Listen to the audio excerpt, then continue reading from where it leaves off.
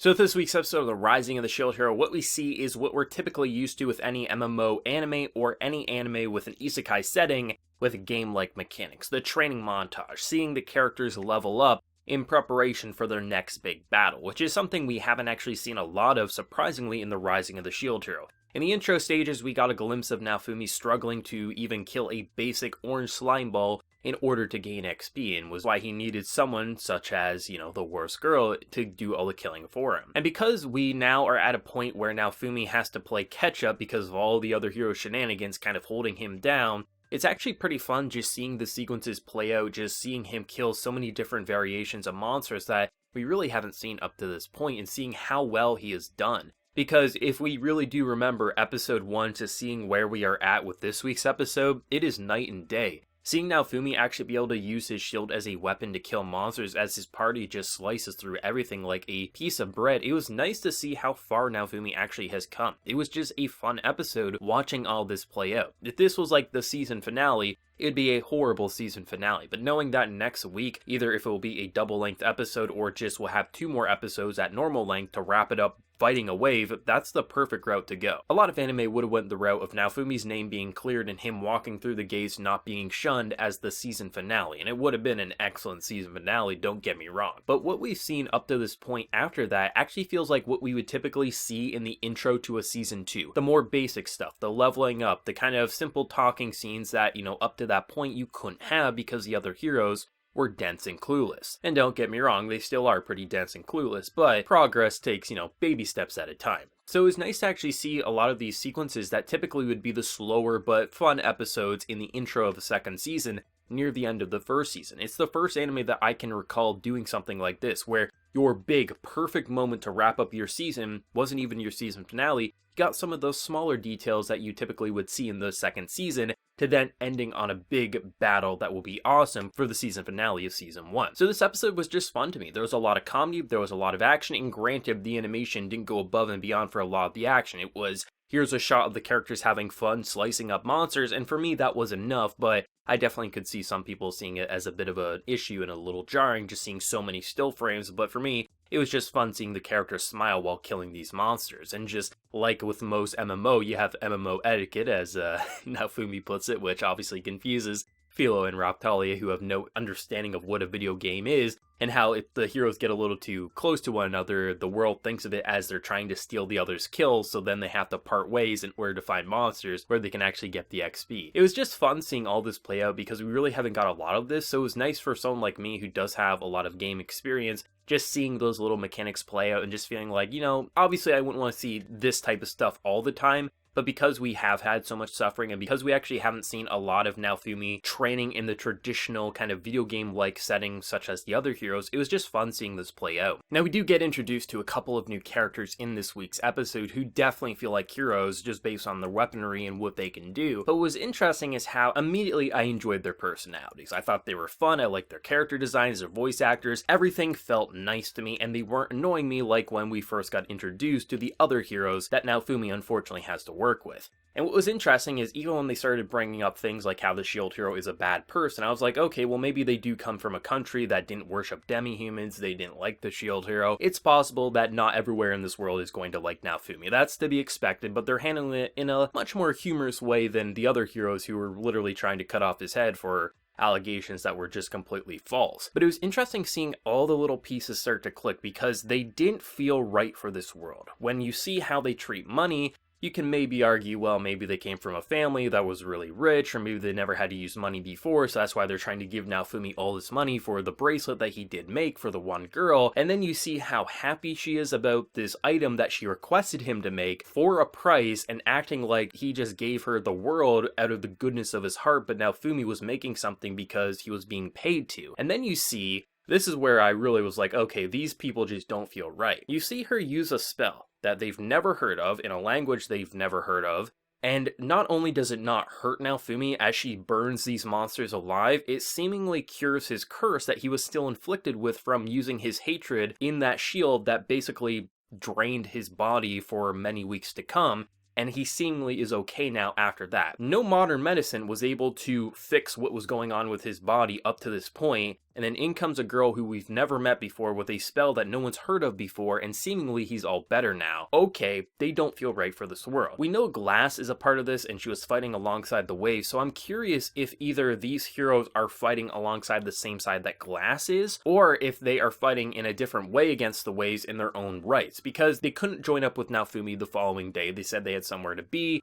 and it feels like they were parting ways for good from their side, where Naofumi was hoping that they could join his party, as he does like them and feel like they would be a good asset to his crew. It just feels to me like this episode, while we were having so much fun and just seeing some of the basic training montages, it was actually setting up these two characters who I feel like are going to be really important for future arcs, and especially the coming wave that we're probably going to start next week. It just feels as if they know a lot more than they're letting on. It feels like there's a lot of little things at play that almost they could easily be Naofumi's greatest weakness, or it could be his greatest strength, depending on what happens when they do come face to face in the middle of combat. It feels as if they have a narrative that's a lot different than the world that was setting out against Naofumi, and it almost feels like they're fighting in a completely different way than Naofumi's party is. And that's really interesting to me because I love their characters, they feel so different, and they didn't just rely on the same old spear hero tricks of I hate the shield hero. It kind of actually felt a lot different in its own unique way, and they just seem very interesting. Not only are they powerful, not only do they have really interesting personalities that were fun and just a lot different than what we've seen up to this point, it feels as if they are fighting in their own unique way, whether that be for a good or bad cause.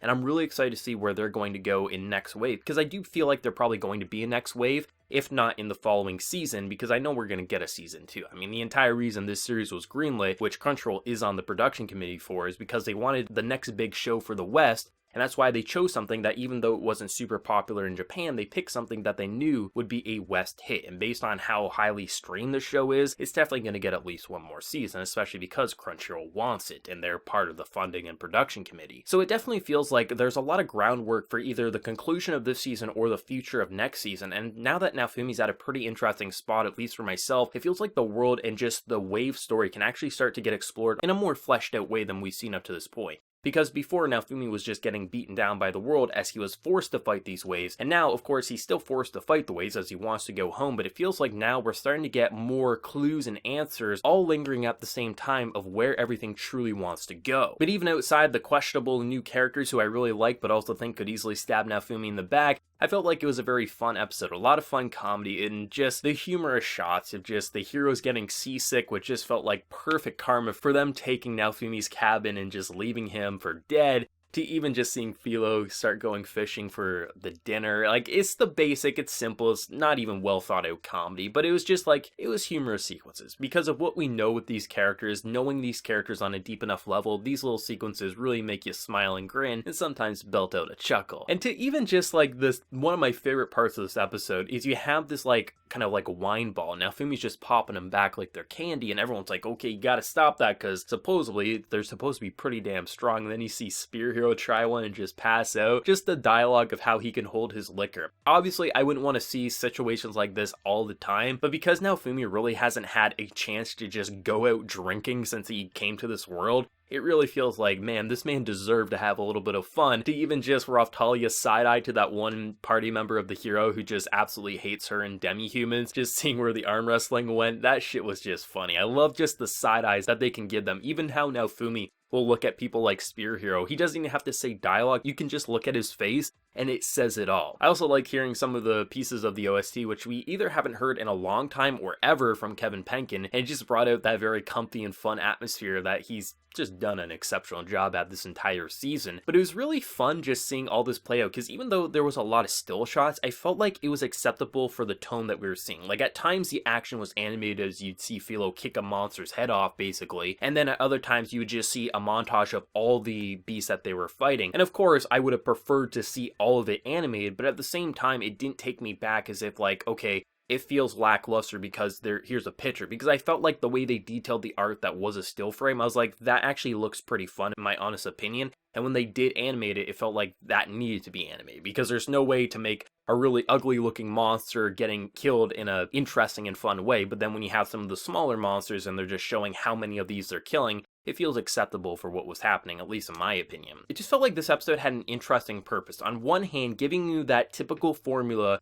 that you see in pretty much every anime that has a style like this with game-like mechanics in an isekai environment, but showcasing how a very veteran character would deal with it, grow at a very rapid pace with his level, getting him prepared for the next wave, while also having a bit of fun in downtime, but also introducing two characters who I feel like are going to have major importance in the coming waves and just arcs, but clearly don't fit in with this current environment, whether that be another world, whether that be for a different side fighting the wave, or maybe even working with someone like Glass, who obviously will pop up in the coming waves. It just feels like this episode had a really weird but pretty fascinating purpose, in my honest opinion, that just was fun. Obviously, this would be considered one of the weaker episodes, in my honest opinion, because there's so many stronger ones, but after everything that's happened, all the emotional trauma, all the ups and downs for these characters, it feels like actually having one of these episodes that typically would be in a season 2, have it in the late game of season 1, but knowing that we have a big battle to end off on for this season, it feels like it's acceptable for what's happening. Get the characters prepared. I mean, there's a ticking time bomb 2 days before the next wave. Things are going to go down, and it's not like we're going to end the season on something like this. So to have that kind of like breathing room, and we have had a couple of episodes of breathing room, don't get me wrong, but over this entire season, we've only had a handful of sequences